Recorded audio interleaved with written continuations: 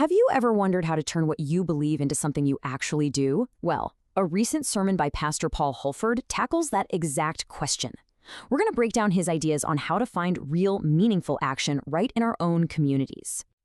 So the sermon kicks off by pointing to a really modern problem, one I think we all feel. It asks, are we just too busy to do good? Is our constant need to be moving, to be doing something, getting in the way of doing the right thing? And according to the sermon, this isn't really our fault. It's by design. Our culture of nonstop entertainment, especially from our phones, has literally rewired our brains.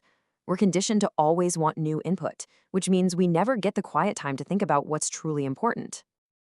You know this cycle, right? It's a feedback loop we get trapped in. You're scrolling, you get that little dopamine hit, but the second you stop, that silence feels kind of weird, uncomfortable even. So what do? You reach for the phone again. You seek more input. And that cycle keeps us from ever asking the deeper questions. And all of this distraction leads to what the sermon calls its central conflict. And this is something I think everyone can relate to.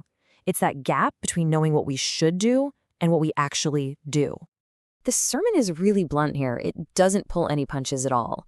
It basically says the problem isn't that we don't know what's right. The problem isn't even a lack of good intentions. The real barrier is our own choice to just not act. To make this super relatable, Pastor Hulford uses this brilliant everyday analogy. Imagine you walk into your kitchen and you see a pile of dirty dishes in the sink. You know the right thing to do is wash them, but you turn around and walk away. That tiny act of procrastination is a perfect metaphor for how we approach much bigger issues. Okay, so this is where the sermon takes a really fascinating turn. It takes this ancient concept from the Gospel of Mark, the unclean spirit, and it totally reframes it for today's world. So forget what you've seen in horror movies. The sermon asks us to think about this symbolically. What if an unclean spirit isn't some kind of poltergeist, but instead it's a way of describing the toxic attitudes and unjust systems that we just let exist all around us? And here's the working definition the sermon gives us. An unclean spirit is any injustice, any attitude of exclusion that we tolerate, usually through our own silence or complacency. It's the stuff that just doesn't belong in a healthy, caring community. And this isn't just some vague, abstract idea. The sermon points to really concrete things. For example, when we start deciding who is worthy of getting help, or when we see something wrong and we just stay quiet, or when we create more division instead of unity. These, the sermon argues, are the real unclean spirits we need to confront today. So if those are the problems, what's the solution?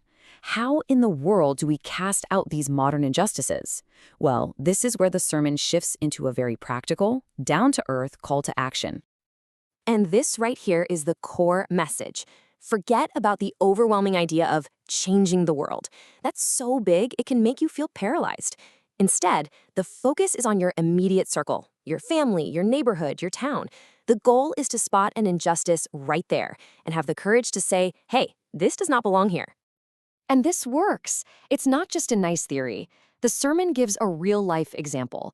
The church community held a simple fish fry, just a fish fry, and they raised over $1,400 to help open a local recovery home for women. That's direct, it's local, and it makes a real impact. So the sermon basically breaks it down into this simple 3-step roadmap that anyone can follow. First, just see the need that's right in front of you. Second, use your voice to challenge it. And third, take one small, concrete step to actually help. See it, say it, act on it. Which brings us to the final and maybe most important takeaway, understanding the incredible power that's packed into these seemingly small actions. I mean, look at the connection here. It's so clear. A fish fry isn't just about food. It's about funding a safe place for someone.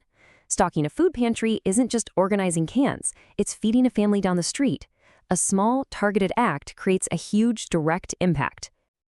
And so this explainer leaves us with the exact same challenge the sermon posed. And it's not just a rhetorical question. It's a real invitation to look around you this week, find something that just doesn't belong, and take that first small step to make a change, right where you are.